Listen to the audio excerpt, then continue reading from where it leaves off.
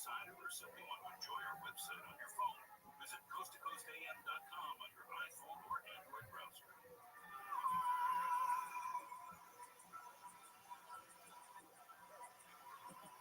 What we experience in our day-to-day life, right? You pick up a coffee cup and you push against the door, right? That's how we think of the world, if you will. The quantum mechanics deals with the microscopic realm, and things are a little bit different. And so that's kind of background. So you can, this peculiar nature that I'm explaining to you, you can actually do an experiment that provides you a observational consequence of this peculiar nature, and it's called the Casimir force. I think I have a slide in there, Jamie. So the Casimir force can be thought of in the following way. Imagine that you've got two metal plates, like you see here in the graphic. You put them very, very close to one another. That separation distance is maybe 100 nanometers, so certainly much smaller than a human hair. Very, very small distance. And then you imagine you have a vacuum chamber that you put these two small plates in, and then you turn on the vacuum pumps and you pull all of the air out. So there's nothing in there, right? At least that's the way we would think about it.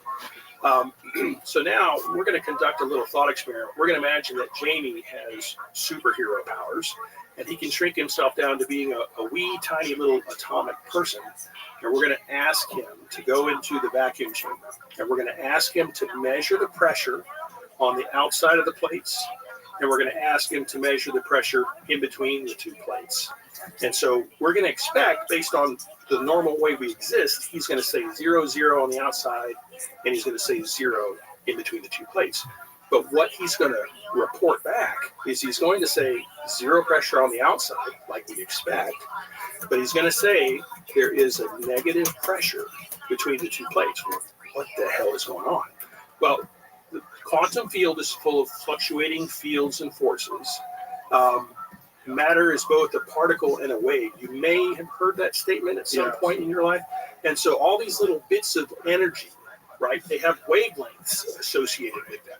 And so any wavelength that is bigger than the physical gap of the cavity, it won't be able to manifest between the cavities. So when we add up all the bits of energy on the outside, that's our 0 reference. When we add up all the bits of energy on the outside, and then we add up all the bits of energy in between the two plates, there are less bits of energy because all the bigger wavelengths are excluded.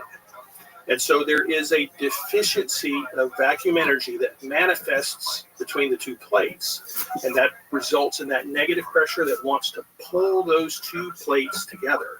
That's called the Casimir force. A guy by the name of Casimir was the guy that derived that back in 1948, but it took us until the late 90s to actually measure this in the lab to the physics community's satisfaction.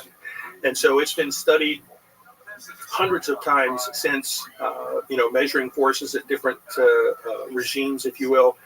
And there's also something called the transverse Casimir force. So when you try and slide those two plates relative to one another, the vacuum wants to resist you sliding those two plates. And so this is a very real phenomenon, and it's a wonderful illustration of the peculiar nature of reality at the microscopic level, right? So, the theory was worked out in the late 40s. The experimental stuff was started in the 90s, and there's been a bunch of work since then. And I think they're even looking at trying to use the Casimir force in MEMS devices. All that to micro electromechanical machines, some small gears that you can't see with your eyes, but they serve different purposes that people are trying to come up with for sensors, maybe some things in your car, some future chips that might be in your phone or something like that. Things that where they make micromechanical systems that they make them with light because you can't even see those kinds of things. So the quantum vacuum, this field of particles and forces and so forth, is a very real phenomenon. And so this stuff I just described to you is the negative vacuum energy density that Alcubierre highlighted in his paper when he said, we don't know how to make exotic matter in general relativity. So that circle on the Venn diagram doesn't tell us where to go. But quantum mechanics tells us how to make negative vacuum energy density in the context of what we see in a Casimir cavity. And so maybe we can, some future generation of scientists will figure out how to do something in some way to, like if you ask what's in those rings around the IXS Enterprise, right? Maybe it's some deeper understanding of the nature of the quantum vacuum. And point in fact, I talked to you about, you asked me when might this happen? And I said, I can't tell you when, but I know what I need to be doing next. Right. And so in my mind, I think some of the next big chapters in physics are going to be centered around understanding the nature of the quantum vacuum or the quantum field. I think there's going to be a lot of fruit there, and that may provide us the opportunity to add more circles to the Venn diagram or maybe expand one or what have you and so forth.